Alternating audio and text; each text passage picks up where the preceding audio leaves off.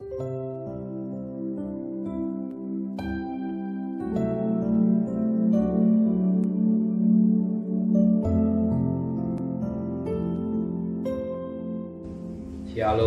pagi, mari sama-sama tundukkan kepala, pejamkan mata sejenak. Bapa yang bersemayam dalam kerajaan surga, pagi yang cerah, kami mengadakan mesbah keluarga, mesbah pribadi. Kami boleh naikkan pujian penyembahan, dan kami rindu untuk mendengarkan renungan firman-Mu. Roh Kudus mengurapi hamba-Mu, mengurapi kami, dan sucikan hati dan pikiran kami, dan kami juga boleh naikkan doa syafaat kepada Tuhan. Haleluya, amin. Shalom pagi, mari sama-sama kita akan membaca firman Allah. Wahyu pasal 15, Wahyu pasal 15 ayat pertama sampai ayat keempat. Nyanyian mereka yang menang. Dan aku melihat suatu tanda lain di langit, besar dan ajaib. 7 malaikat dengan 7 malaikat terakhir. Karena dengan itu berakhirlah murka Allah. Dan aku melihat sesuatu bagaikan lautan kaca bercampur api.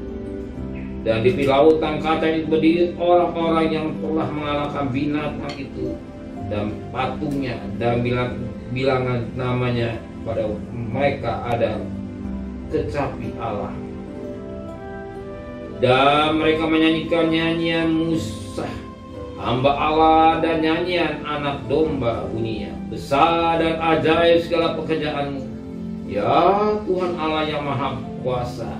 Adil dan benar segala jalan-Mu, ya Raja segala bangsa. Siapakah yang tidak takut ya Tuhan, dan yang tidak memuliakan nama-Mu? Sebab Engkau saja yang kudus, karena semua bangsa akan datang dan sujud menyembah Engkau. Sebab telah nyata kebenaran segala penghakiman-Mu. Puji Tuhan, suatu mutiara yang indah yang kita mendapat berkat firman Allah. Kita melihat mereka yang menang, mereka yang menang, mereka yang bersama anak domba. Siapa anak domba itu? Yesus. Sebagaimana Roma 8 ayat 32, jika Allah di pihak kita, siapakah lawan kita? Roma 8 ayat 32. Jika Allah beserta kita, siapakah lawan kita? Jadi anak domba bersama kita boleh menang atas peperangan. Peperangan bukan peperangan hal yang jasmani, tapi peperangan melawan keinginan-keinginan dosa, keinginan-keinginan daging, apakah lebih tepat keinginan dunia. Sebab dunia isinya keinginan mata, kaki, dan keinginan daging. Kalau kita menang, sebagaimana firman Allah katakan pada ayat yang ketiga, dan mereka menyanyikan nyanyian Musa hamba Allah, dan nyanyian anak domba. Bunyinya, besar dan ajaib segala pekerjaan-Mu ya Tuhan Allah, yang maha kudus, adil dan benar segala jalan-Mu ya Raja segala bangsa. Nyanyian ini, besar dan ajaib segala pekerjaan Tuhan. Dia maha kuasa, adil, benar segala jalan.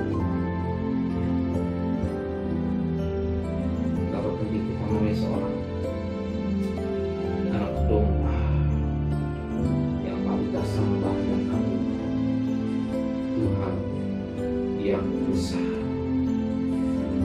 ajaib segala pekerjaan Tuhan. Kenapa ajaib? Kelahirannya ajaib, kematiannya ajaib, kebangkitannya ajaib, dan dia naik ke surga juga ajaib. Dan nanti dia datang, ajaib. Amin. Kalau dia datang dan dia bisa melakukan yang ajaib dalam hidup kita. Dia bisa melakukan sesuatu yang ajaib dalam hidup saudara. Kalau namanya disebut juga ajaib. Bahkan firman Allah berkata dalam Yesaya pasal yang ke-9 ayat yang ke-5. Sebab seorang anak telah lahir untuk kita, seorang putra telah diberikan untuk kita.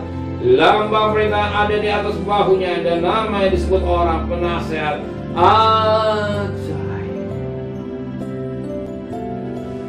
Jadi ajaib. Kalau dia ajaib, dia bisa melakukan ajaib yang mustahil.